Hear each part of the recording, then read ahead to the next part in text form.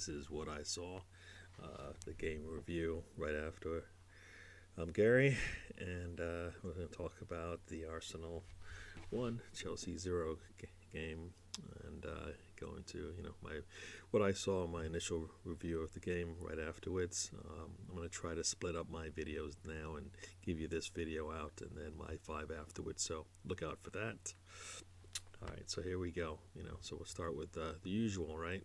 What surprises is Arteta going to have in store for us today? And I kind of feel like we got it. I was hoping to see Martinelli play. I was hoping to see Pepe play. Didn't see that. So we'll start with the lineup, and we'll just kind of go in order of what we saw in terms of the players that were listed, and then from there, we kind of diagnose what kind of formation we were going to be in. So first up is Leno in the back. All right, got it. Holding Gabriel and Marie. Okay, that sounds. And Saka. So initially, you're thinking, wait, is he going to do a back four? I don't know. That seems kind of strange. Why would he do that? No right back. Because there is Tierney's in there, but his name is listed further along in the sheet, so it doesn't look like he's playing on the back line. So 3 at the back is kind of what you're expecting. But then, so you got Holding, Gabriel, and Marie. So Gabriel is playing with Marie, and totally different, formation. So probably better suited for Gabriel in the middle, like he did when he started the season. So that was good to see. Then next in midfield, you've got Saka, El Neni, Partey, and Tierney. Kind of playing. You've got your two wing backs there, in Saka and Tierney. All right. Then you've got Mills-Rowe, Erdegar, and Aubameyang kind of sitting as your front three. Basically, you're going to have essentially Aubameyang up top, and Mills-Rowe and Erdegar kind of on the wings. All right, that's a kind of a strange, not strange, but I guess that's a line we hadn't seen in a while in terms of the formation, and then also the players that he used. Is he trying to be defensive?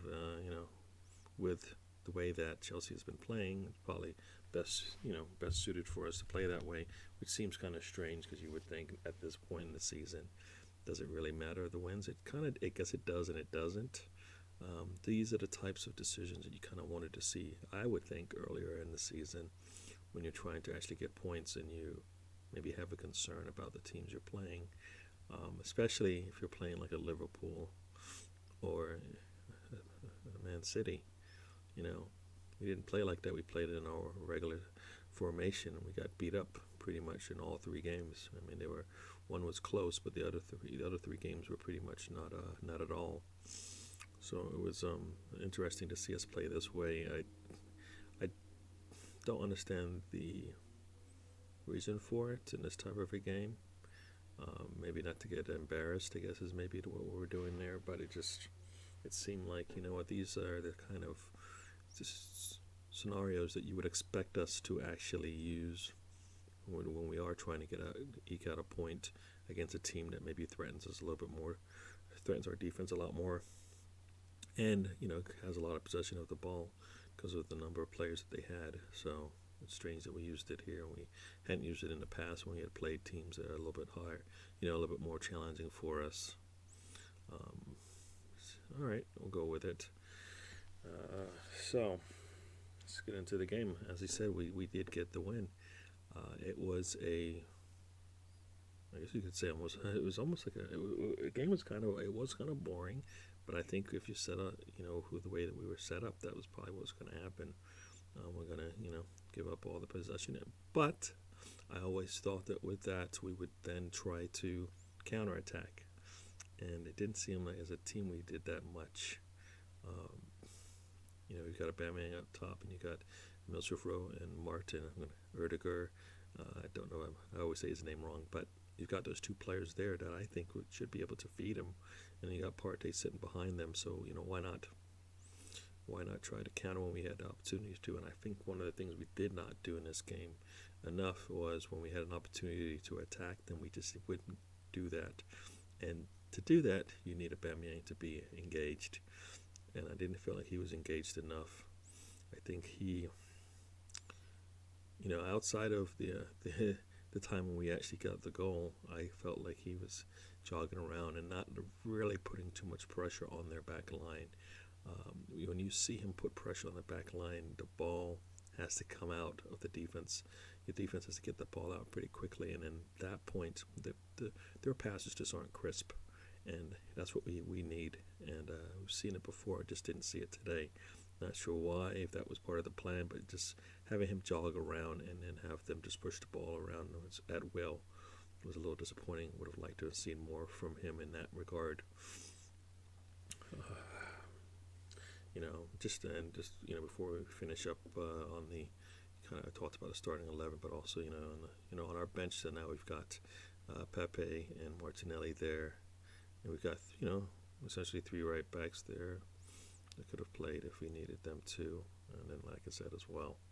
All right, so we'll get into talk a little bit more about the game. But like I said, what I saw from us was a team that just wasn't going to attack, and I feel like we do have players that can do that. I don't think we're a team that, if we had been playing maybe the Chelsea team that we had seen in the past weeks playing, that we would have been able to get away with what we did. I mean, we actually did get away with a lot today. We did get the one shot on goal. If you look at the stats, we only got 2 in the whole game, so we didn't offer much in the offensive category, and having Aubameyang out there and not being able to give him much, I think, is a waste. If you're planning to do that, then sometimes I don't feel you would need him up there. Maybe we don't score if he's not there, but I kind of feel like maybe we hold on to the ball a little bit longer to where we can get in a position to score when Lacazette's in there. So that's what you kind of see. Like I said, he didn't give much pressure, but he was there for that. I think it's Giorgino, I think it is. Kind of, I think, miskicked it. I think he was trying to kick it to the goalkeeper, made a miskick, or he was actually thinking the goalkeeper was back in front of his goal, but he wasn't. And Kepper actually made a save, which at the time it was, we were discussing it during the watch along. Was that a back pass? And it definitely was a pass backwards. It just was going towards the goal. So that's, of course, illegal. And then a handball should be, that would have been called. I hope that would have been called if we had not scored. Luckily, we did score when Aubameyang was able to get the ball that was tipped out by Kepa and put it back into play to Emil Smith-Rowe, who definitely, once he saw the pass go backwards and he saw it going towards the goal, he kind of started running towards it. Giorgino was kind of in shock.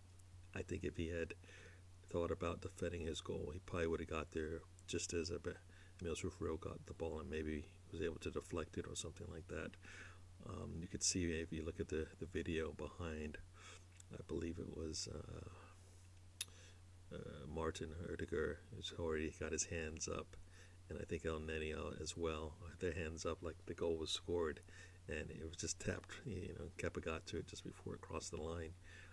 But then we were able to score again, and their celebration was a little bit subdued after that. I think it was a little strange. We actually score, and they looked less infused than when Chelsea almost scored in their own goal. So, but we'll take it. We'll take that. Emil Smith-Rowe has gotten 2 games, 2 goals. First and second goals of his Premier League career. Perfect. Really nice to see. He, like usual, puts himself into good situations. This was the kind of game where we didn't actually get to utilize, I think, our strengths as much as we got lucky that our defense kind of was able to hold up.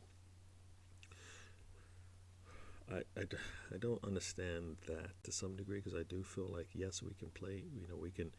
We can hedge our bets that our defense can hold up, but I also feel like why are we putting ourselves through that stress?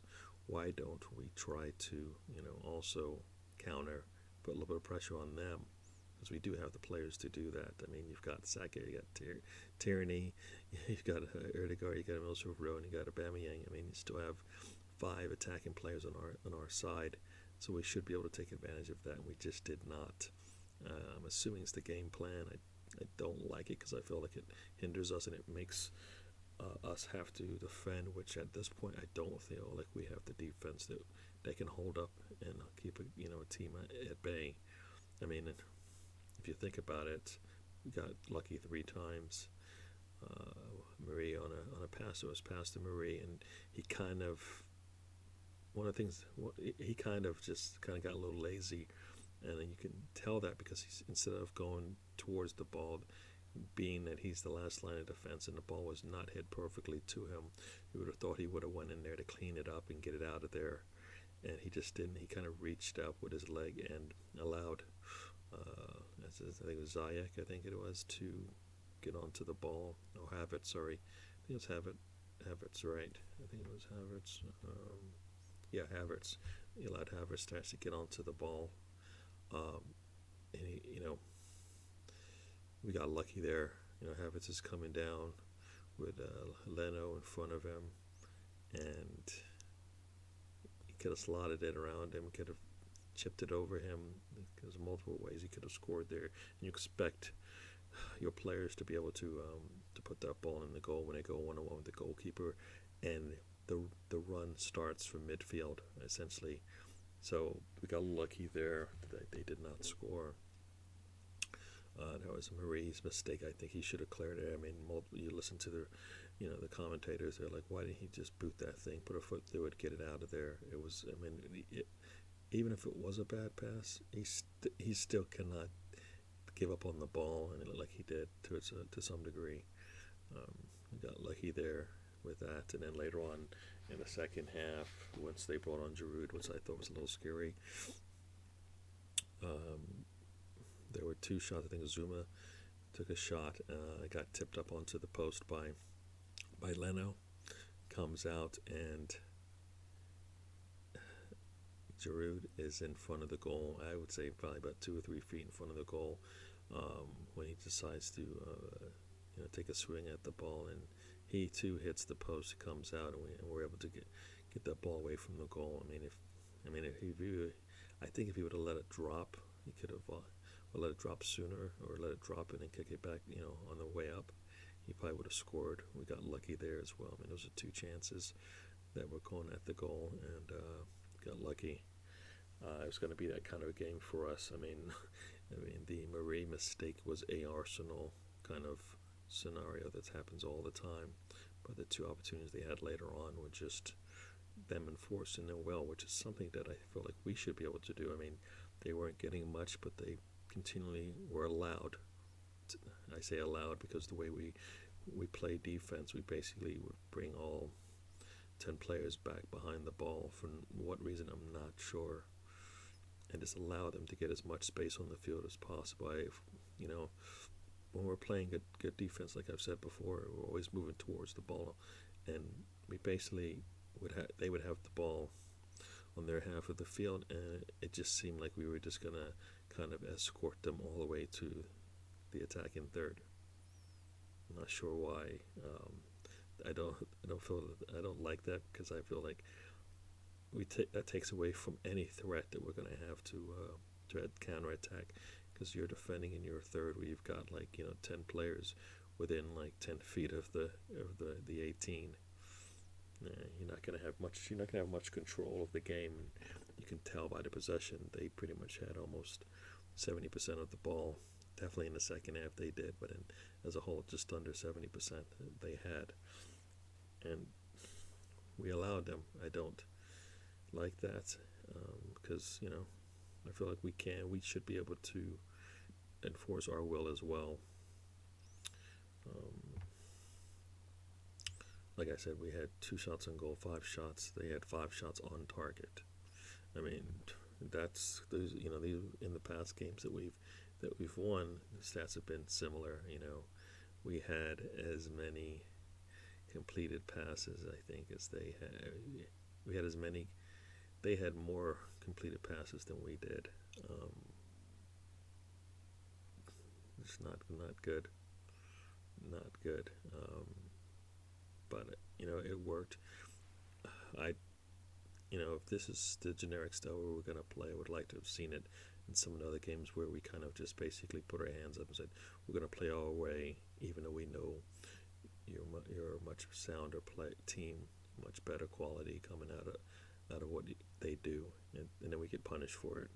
If we're going to slow down the game, we should have slowed it down in some of the big games that we played. I don't feel like we would have given up 3 goals to Liverpool. Then we did that twice, and then City as well. We kind of gave up goals to them, and we just didn't give ourselves chances in there. So that's what I saw. I feel like as a whole, the players that stood out for me, it's hard to tell. It's another one of those games where who stood out for me. I mean, Leno made a lot of saves in this game.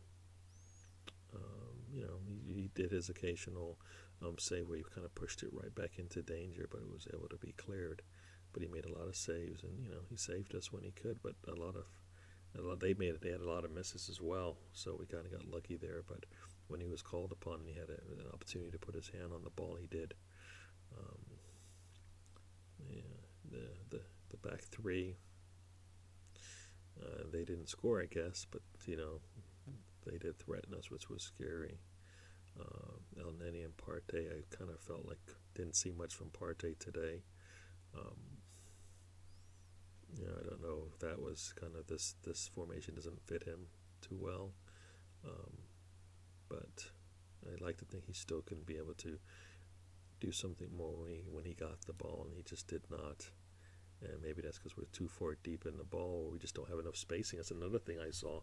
Our spacing is just so bad. I mean, we've got 3 people, it seemed, almost like we were within like 30 feet of themselves. So easy for the defense to put pressure on us because the spacing is not, we just don't, we need to be in the channels and be spaced out enough that the defense actually has to, can't defend one person or two, 2 of us with 1 person because of the way we're playing. So once again, I think we kind of played a little too close to each other and made it easy for them and put more pressure on ourselves.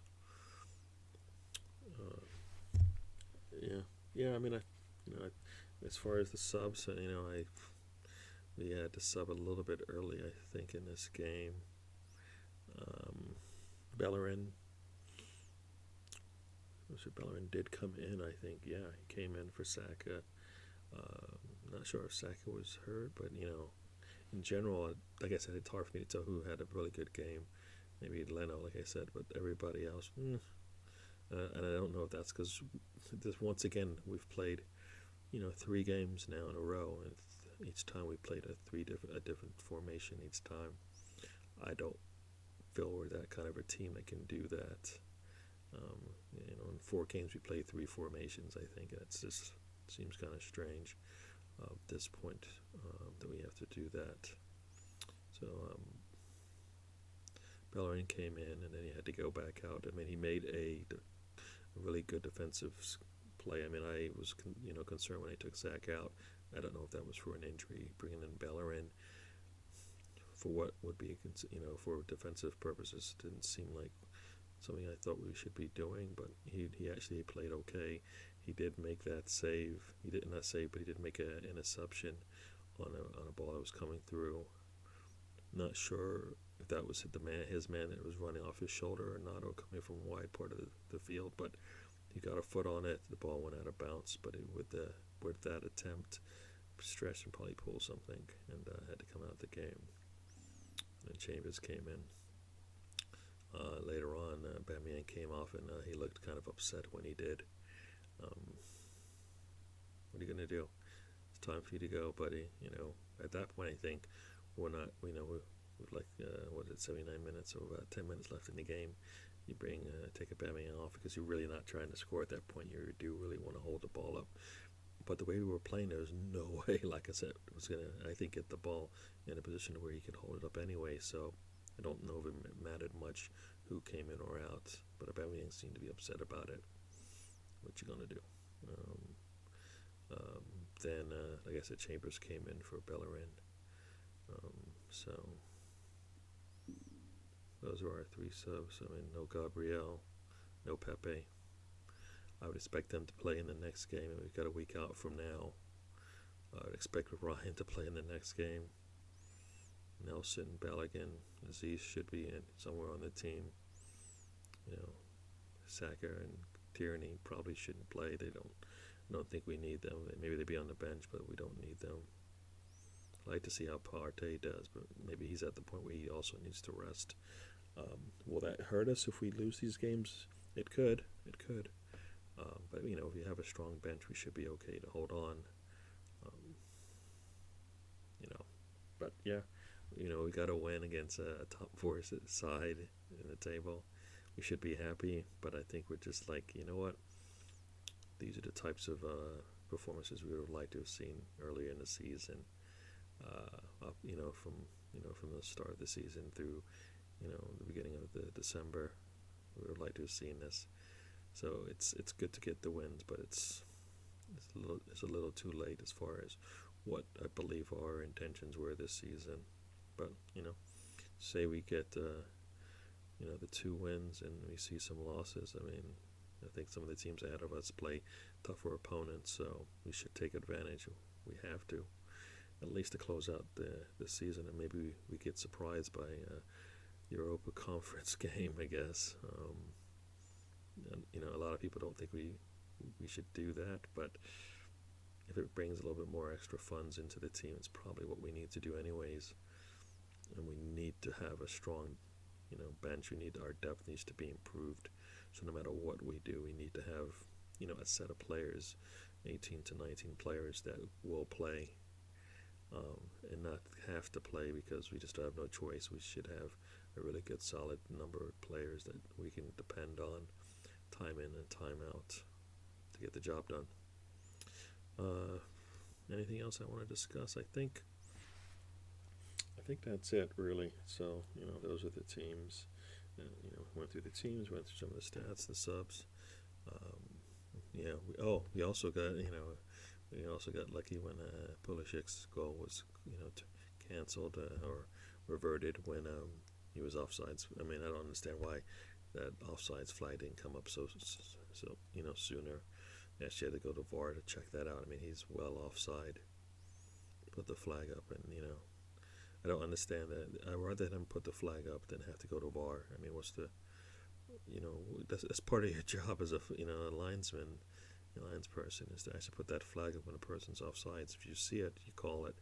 If VAR says you're wrong, so be it. But it's just supposed to correct blatant errors, essentially. But you can't, you can't tell by an inch whether it's on our sides, and you shouldn't need a computer or TV screen to do that. It should be pretty clear, But that's it for my review. I hope you enjoyed it, and we'll talk later. All right. Thank you.